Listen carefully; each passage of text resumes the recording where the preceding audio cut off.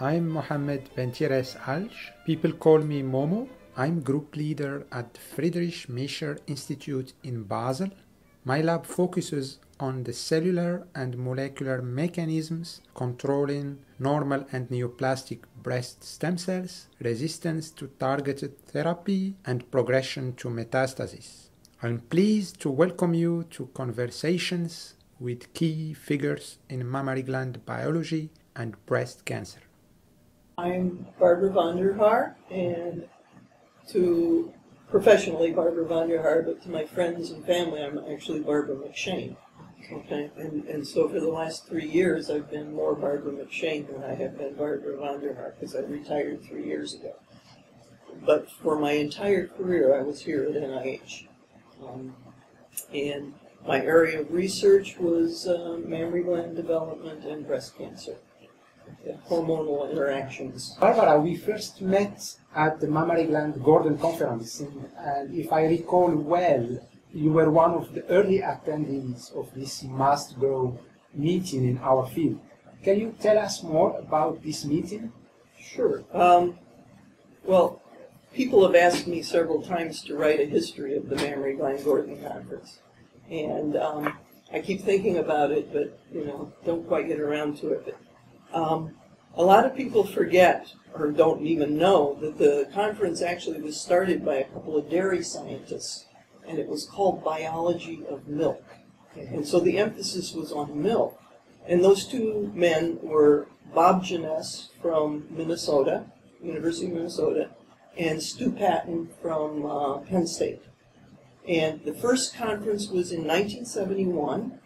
And I attended the second conference in 1973, and over the years, in 2000, I think it was when it went annual, and alternated between Europe and the United States. And at first, it was, as I said, every other year. And I think over the years, I have missed maybe 4 Gordon conferences. Although this year I won't be attending, and I think I'm probably done going to the Gordon conferences because I miss you. Well, I've discovered over the years, Momo, the last 3 years, that when you don't read the literature, which I don't do anymore, and I kind of look at titles of papers and I talk to a few people, but as you retire away from it, I feel that my contributions at the meeting are more historical than up to date, and so I'm moving on in my life. In fact, moving. And but so you chaired the meeting in 1987, right? Yeah. What do you remember from this meeting? I'm chairing the meeting next year, so what do you remember? Well, things were very different in those days. It sounds like in the olden days, but that's. Truly, things have changed so much in the course of my scientific career.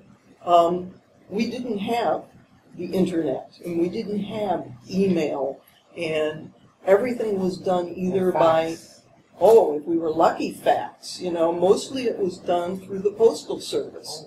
And all registration was done, by Postal Service, and letters sent, invited speakers. You either phoned them, but then you sent them a formal invitation via, postal, international postal in some cases. I remember a lot of things about that meeting. Most of them not the science, because I was sitting in the audience listening to the speakers, worrying about whether they were on time and whether or not this was going to happen or that was going to happen, and I knew this, and so I was very, very distracted during the meeting. But I remember putting the meeting together, and my co-chair was Ian Mather from the University of Maryland, right around the corner, and he was fantastic. He was a great co-chair, and I had been co-chair 2 years before that with the man who at that time was my lab chief, Pietro Gallino, here at NIH. And because so much of the money that you have to get is through grants, because the Gordon Conference gives a nice hunk of money to get started, but you have to raise money. But Pietro and I, as NIH and federal employees, were not allowed to apply for request grants from Absolutely. anybody. So we made, asked, I should say, Ian Mather if he would be we call him program chair. Uh-huh. And therefore, he could write, we wrote the grants, Yes, but then he he would- submitted them under Okay. his name. And we were very fortunate to get Get significant amounts of Yes. money. So we had an excellent conference. I was able to bring in several international speakers. Yeah. And two things start, when you asked, sent me the questions beforehand, two things that I really starkly remember. One was that my Thursday night speaker Yes. was a very prominent woman, not in the mammary gland field, but in a, kind of a signaling type field Yeah. from Harvard. And Monday morning of the conference, she sent a fax or a letter or something, I don't remember how I was informed, that she wasn't coming. Wow. That she had something else that came up that was more important to her. So this was Thursday, I was like, Yeah. oh my goodness, what am I going to do? And that was very disheartening. But one of the people I had on the program was Teruo Sakakura, who had, from Yes. Japan, and she was there at the meeting, who had done some beautiful work, on embryonic mammary gland and early development. And I asked her, could you expand your talk into an hour's talk and give a Thursday night Yeah. lecture? Which she did do, and she was Oh. magnificent. Thank goodness for that. The other thing I remember distinctly is this was shortly after the cloning of Dolly the sheep. Yes. And if you recall, Dolly was made from a mammary gland cell, Absolutely, as we all absolutely. recall who are in the field, right? Absolutely. And we had I wouldn't call it a real workshop, but in the free period in the afternoon before the posters, Yes. we just said, let's have a gathering in it was like a formal living room. This was at Colby Sawyer College. In the Okay. dormitory, they had these nice So this was sitting like in rooms. 2000 or something? 1987, 1980s. Oh, that's during your meeting. at my meeting. But Dolly was there. Dolly was, yes, Dolly was. Okay, at that time. Yeah. I had the impression that it was much later. No, Okay, wow. Dolly's been around well, she's no longer Yeah, with yeah. us. But yeah, Dolly was around that time. And so we had a meeting to sit down and just talk Oh. about it. And it was the most wonderful meeting. It went on for hours and people just kept talking. Because we talked about things like cloning Absolutely. itself, Yeah. the ethics of Ethical cloning, implications. yeah, the implications in terms of human cloning, Absolutely. and then we talked about stem cells. Wow. Yeah, So, yeah. and so many issues came up, and it was interesting because we discussed it as Americans, as government scientists, and academic scientists. There were a couple people from industry there, and the European community, and the point of view of the Europeans and what was allowed and not Yes. allowed and what's allowed in our country and not allowed was fascinating. And I think it really went a long way towards people really opening up and thinking about the implications of our science in the long term. Society, absolutely. For society as well as for science. Yeah. Oh, that's And fun. so it was exciting. Yeah. Yeah. So, Barbara, you are scientist emeritus, MBTL, CCR, NCI, NIH. But before talking about your scientific career, can you tell us a bit about your personal history, your birthplace and childhood? Oh dear. I dredge up all those memories. Huh? No, first of all, I just want to point out something, and Christine Watson will appreciate this, that NIH in most places have this category, scientist emeritus. Yes. But that's, in Latin, that's the masculine form, and it should be scientist emerita. Emerita, yes. And absolutely. so I just wanted to point that out. But Absolutely, you know, you're right. when you have a list on the computer of choose, and they only give you emeritus, that's what you choose. Anyhow, so a little bit about my background. Well, I am from Des Moines, Iowa. I'm an Iowan, a Midwesterner. I'm the fourth of 8 children. My parents were wonderful people. My father had a high school education. He was the first in his family to graduate from high school. He worked with his hands all his life. He installed and repaired elevators and escalators. And my mother was a farm girl from Iowa. My dad was from Illinois. But my mother was a farm girl from Iowa who came to the big city of Des Moines, and that's where my parents met. My mother had an 8th grade education, but she was an extremely smart woman. She read voraciously and just kept her mind going all the time, despite having 8 children and all the work that she had to do around the house. But I often wondered what my mother would have been had she been born 60 years later, or something like that, because she was a very intelligent, I'm sure she must have been curious about things. Oh, she's curious about everything. Yeah. I mean, she just read voraciously. And so, as a child, I said I grew up in this large, loving family. I have 5 surviving sisters, 5 sisters, and 1 surviving brother. I had 2 brothers. My oldest brother died at the age of 23 from melanoma. And I was in high school at the time. And I think that had an impact on the track and trajectory of my life and my career. Research, I didn't study melanoma, but, so. And I went to, elementary Catholic parochial elementary school where science was not taught. I had no science until I went to high school. Sputnik went up when I was in elementary school, and this nation woke up about science and started making it a requirement in elementary school even. But I was a very curious child, almost maybe sort of like my mother. I liked to know what was going on, and we used to have a mobile library, a big van that would come around and parked in our church parking lot on Saturday mornings. And I went over there as a child, and I think I read every single book for children. And when I was like in 7th or 8th grade, I said to my mother, I've read everything except the adult books, because I'm a child. Would you sign permission for me to read adult books? And she said, fine, I trust you. And so I started reading, some of the classics, what are considered adult classics and stuff.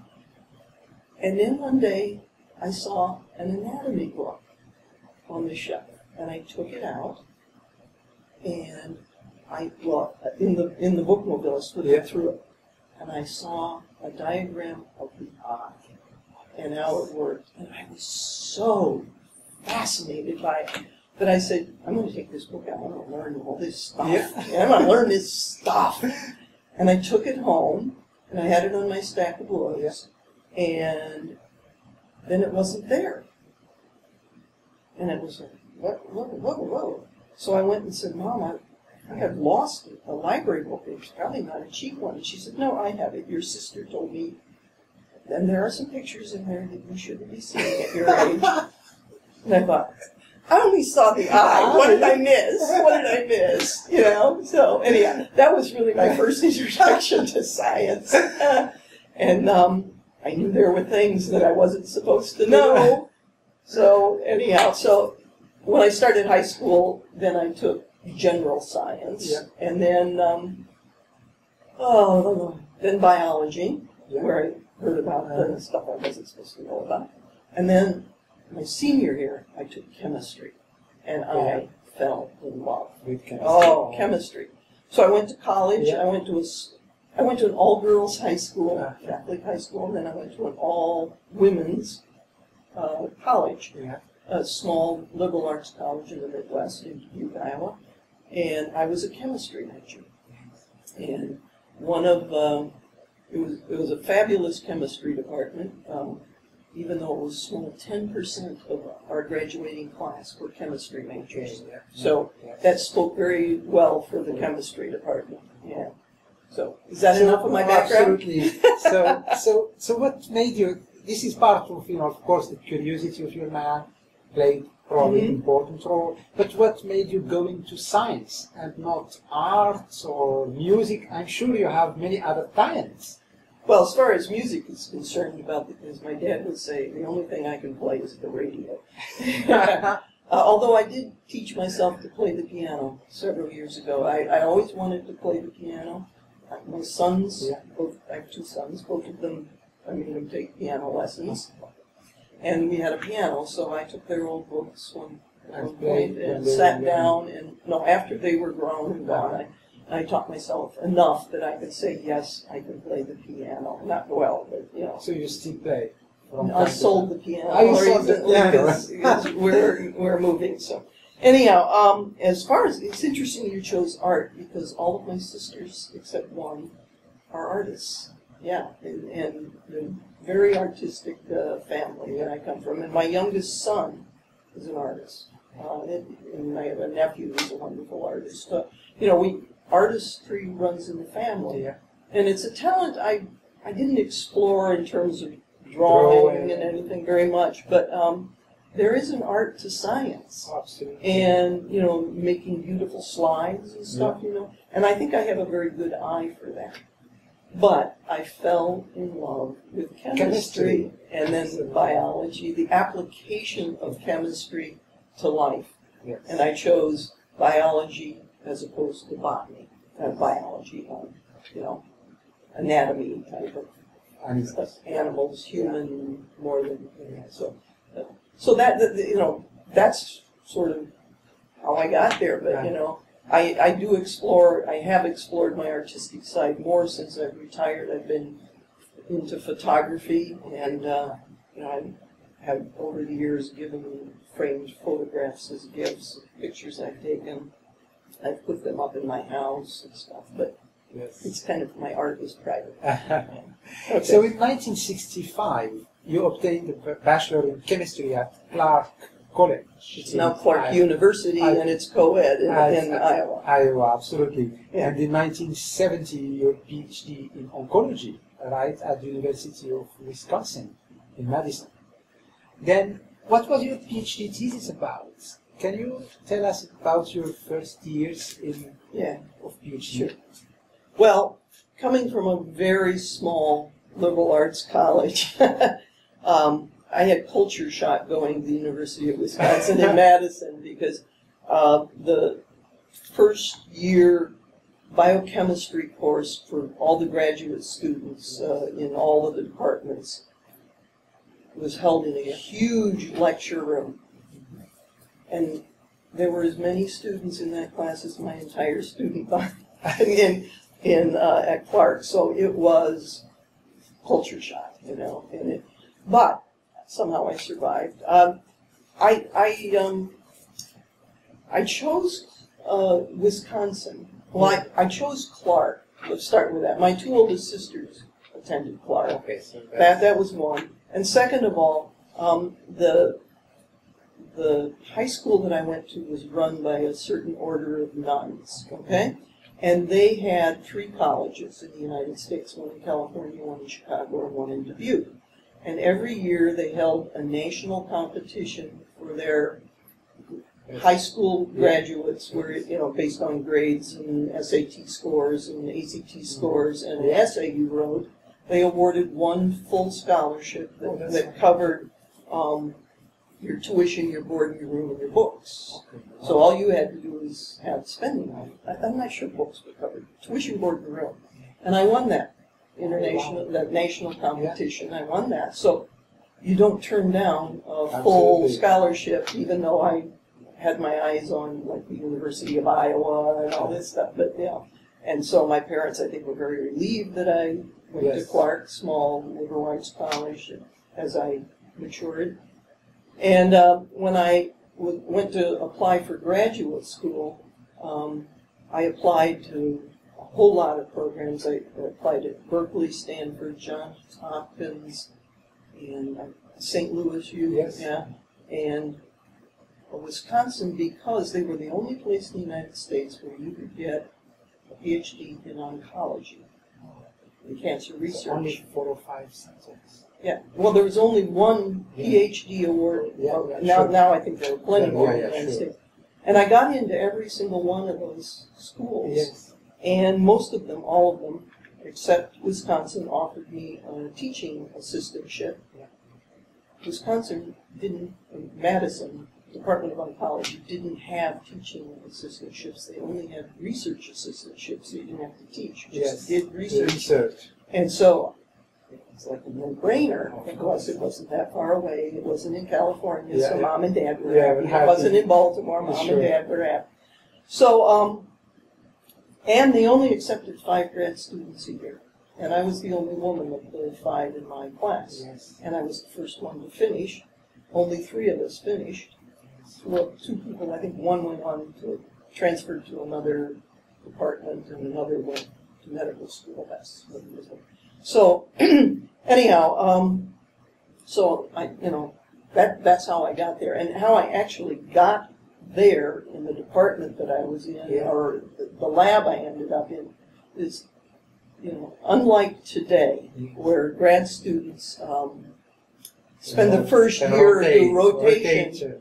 You were invited to join a lab based on what the professor, and only if you planned, just, this is horrible, I hate it, blah, blah, blah, did you go someplace else. And Jerry Mueller, who was a guy that had been studying estrogens for a long time, wanted somebody with a chemistry background in his lab. And he saw my records and he said, this is the person I want. And so I was accepted and told that you will be in Jerry Mueller's lab. So what then was your thesis about? So my thesis was about estrogen receptors. When I first joined the laboratory, Jerry Mueller's laboratory, the concept of receptors was something that was really new. It was the cutting edge, receptors. And Jerry wanted, number one, to prove absolutely that there was a receptor for estrogen, and second of all, that he wanted to purify it. He wanted to purify it. And this is before molecular biology, kids. And so he decided what we would do is we would chemically couple estradiol to some sort of inert resin. Yes. And then percolate the uterus, the cytosol from uterus through that. Wow. And then, rinse it off, and then somehow release it. And that was the plan. Very smart, absolutely. So I spent the first year attending a lot of classes, but between classes on weekends, evenings, and all the time, I would be in the lab trying different synthesis methods, trying to get it done. I finally did. And the first paper I published was on making the resin and proving that the estrogen was on there, but we never succeeded in purifying the receptor because Elwood Jensen's lab did the same thing and beat us to it.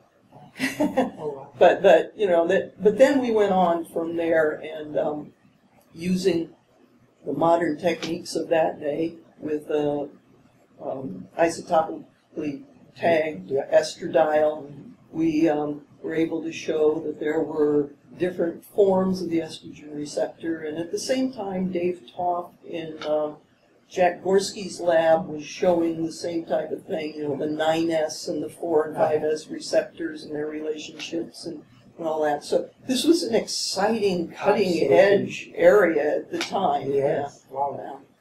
So then you did a 2 years postdoc. Well, in at Wisconsin, right? And immediately after you came to NIH. Mm-hmm. This was like in 1971. And you stayed at NIH until 2010. I retired 2010. Right? Yeah. So why the NIH, and what did you work on back then when you started? Okay.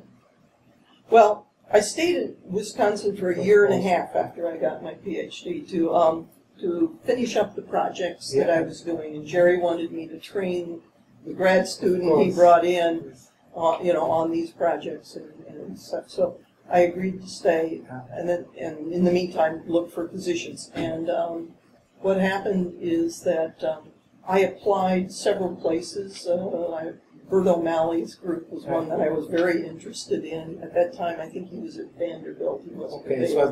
He was not at Baylor. He wasn't at Baylor yet, and I think it was Vanderbilt where he was. And a couple of other places. And Jerry went, he was very involved in Gordon conferences, and he went to the Gordon conference, I think, on hormone action. At that time, there was one called Hormone Action. And he was talking to Yale Topper at the NIH. And in the course of that, Yale Topper said, you know, I'm looking for a good postdoc, you know, work on mammary. I switched from what I was doing before, and now I'm 100% into mammary gland biology. Yeah, and I'm really looking for, you know, a bright young person that can just, you know, run with ideas. And Jerry came back from that meeting and he said, you need to go to NIH. You need to write a letter to Yale Topper. And so I sat down that night and wrote a letter to him, and he wrote back and said, it's yours. The job is yours. And so I came here in the fall of 1971 as a postdoc in Yale's lab. And I stayed in Yale's lab for about 5 years. And then I joined the Cancer Institute and worked my way up in the Cancer Institute. And then I retired after nearly 39 years of service in the U.S. government. Fascinating. So over the years, you took many responsibility, hence your numerous titles like section chief, lab chief, faculty chair, program director, consortium chair.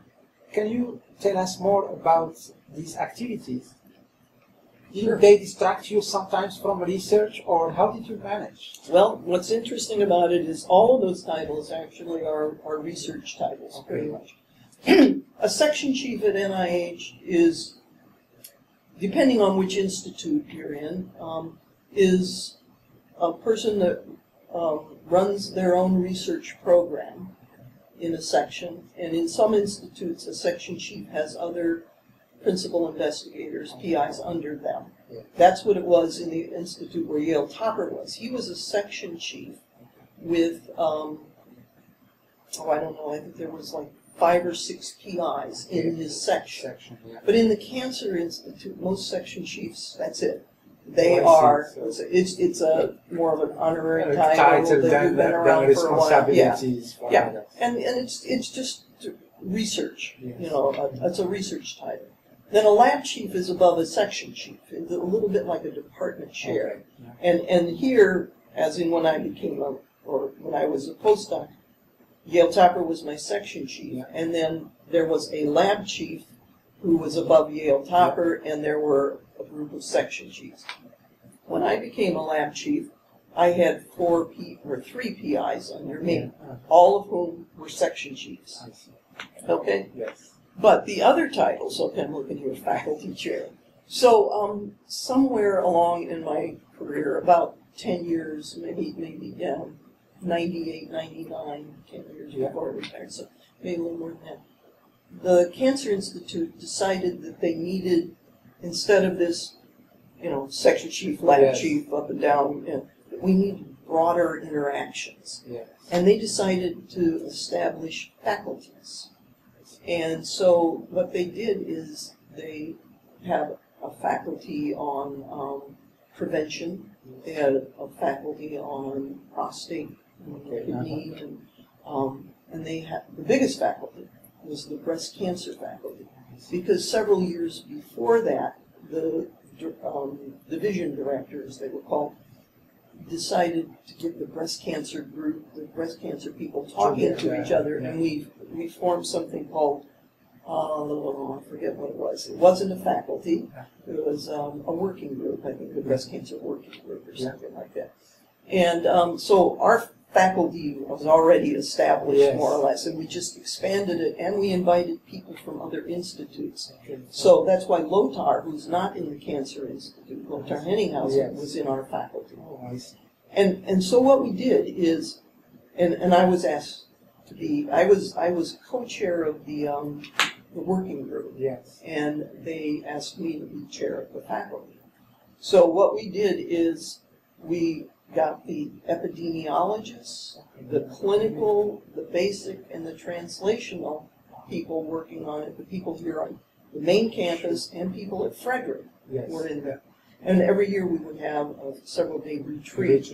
But we had monthly seminars, we had working groups, we tried to get people working together. So for a while we had internal mini grants where if two investigators, a basic and a translational, got together. Wow, this is amazing. So this is in the 90s. There's the late 90s, well, mid 90s to late 90s, and then the faculties were formed in the late 90s. And and I chaired that until I retired. Yes. And it was very successful, I think, in terms of getting communication open. And similarly, I'm looking at program director. Now, this was at the NIH level. Michael Gottesman, the deputy director of the NIH for intramural research, and Vivian Pinn, who then ran the Office of Research on Women's Health, decided that they needed an internal program, intramural program on women's health. And the Office of Research on Women's Health, when it was established, had no intramural program. It only was grants extramurally. Yes. And I had worked with Vivian and her people looking at some of the grants, helping review the external grants and sitting on some panels. And when they decided that they couldn't, women's health, Vivian's office couldn't fund anything intramurally except seminars, Michael Gottesman's office said that he could help some financially intramurally, but the important thing was just to get people talking to each other. And so he asked myself and my dear friend, who I met through this, Esther Sternberg, who's in mental health and studies arthritis and the effect mind-body connections, if we would co-chair and become the head of these programs. This program, the intramural program on research on women's health.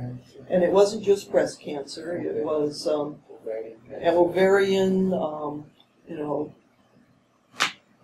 gender differences in terms of heart disease, just anything that impacted women or women differently than men.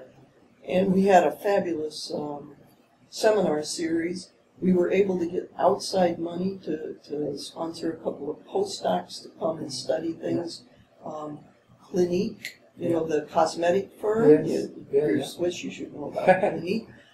Clinique actually sponsored summer students who came, who would study, dermatology, but how it affected women's skin and stuff. So we had a very successful program in that. So I was a program director.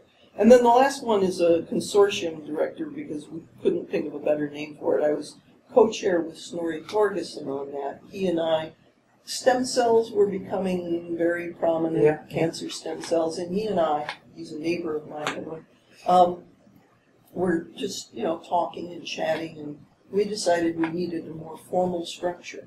So we started a group, of seminars and getting, again, people talking to each other, the people that were studying cancer stem cells in the prostate, learning from the breast, and the breast learning from the pancreatic cancer people. Hematopoietic system. Yeah, in the hematopoietic system, absolutely. So, so we got people at Frederick and people here, and actually people from other institutes who are interested in stem cells, but emphasis on cancer stem cells, not normal.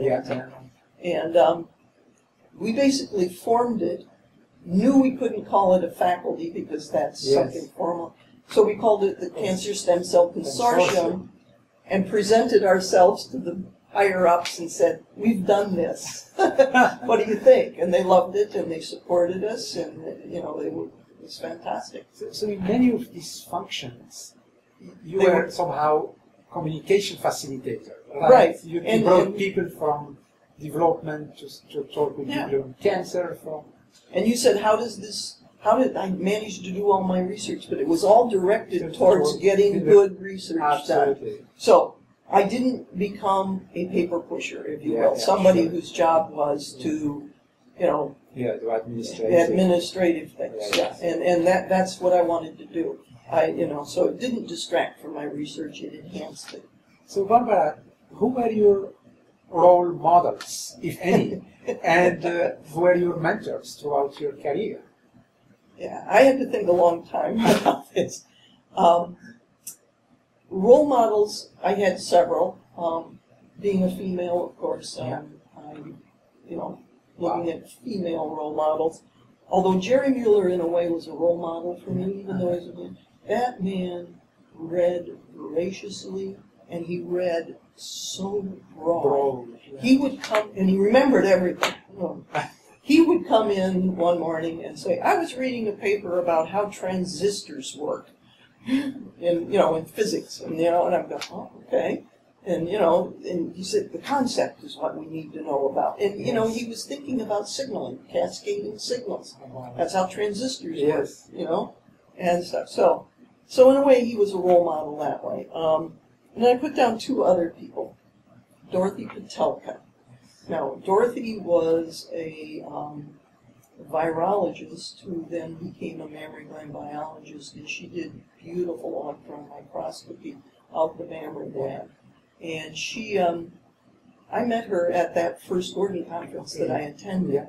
There were like 4 women at that conference. And over the years, how that has changed. Yeah, now there are more women than men at the conference. Yes, but there were, and I was just a postdoc.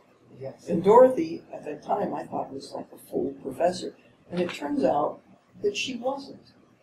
That she was always only an adjunct professor. She never had tenure. And I was just floored when I heard that. So she was a role model that I was like, I want to do better than that. Kind of. And then Anita Roberts, the late Anita Roberts, who was here at NCI. And I met her actually through Boy Scouts. She and her husband ran a Boy Scout troop and local church. And my oldest son was an Eagle Scout, is in Boy Scouts in a different troop, but at some meeting or something I met her and I said, "You look familiar." And so we started talking. And she was a woman who was married, involved in her community, had children, and had a very successful career. She was, Madam Dr. T.G.F. Beta on this campus. And she, what was I going to say? But she was a lab chief. She was one of the few women lab chiefs that were around. So in terms of role models, there really weren't many. Yeah. Although I never aspired to be a lab chief because I said it was too much work. And it is. It's a lot of work. But it's very rewarding. Yeah. Mentoring has changed. I mean, nobody talked about mentoring when I was young. In fact, nobody really mentored me when I was coming up. The first person that actually talked to me about my career and how to achieve it and where are your goals, it was my husband, who was a businessman. He was in the business world, and that's what they did. And he would ask me questions. I thought, I don't know. I'm just going to do my science. And he said, well, you got to do more than that, And then Lila Diamond, I don't know if you know that name, but Lila Diamond was at the Good Star Institute. She was the first woman to ever have a picture on cancer research, and the first woman ever to give one of the major lectures at AACR. Yeah, and she founded the Women in Cancer Research. Sure. She was also on the board of directors of the Gordon conferences when I was on one of their scheduling committees, and that's where I met her. And she and I went for a long walk one day, and she said, "Barbara, this is what this is what I think is going to happen. You need to get elected to the board. You need to be chairman of the board. And by the time you leave that board, instead of 1 out of 12 members being a woman, I would like to see 50-50. And we did that. I did that. Fantastic. I did that. But that goal. But she was the first one that said, think more than just what's happening, now. Exactly. Think further along. So she was indeed mentor. And then I have to mention 2 other women. Yes. Sandy Haslam, who's mammary gland biology. She's a dear friend and probably my best science friend in terms of we would talk about science, Yes. we'd talk about life, we'd talk about everything. And then Erica Ginsberg, my technical lab manager for years and years and years, she was my sounding board. She gave me excellent advice all along. But, you know, she was my technician, but she was my dear friend too, or is still.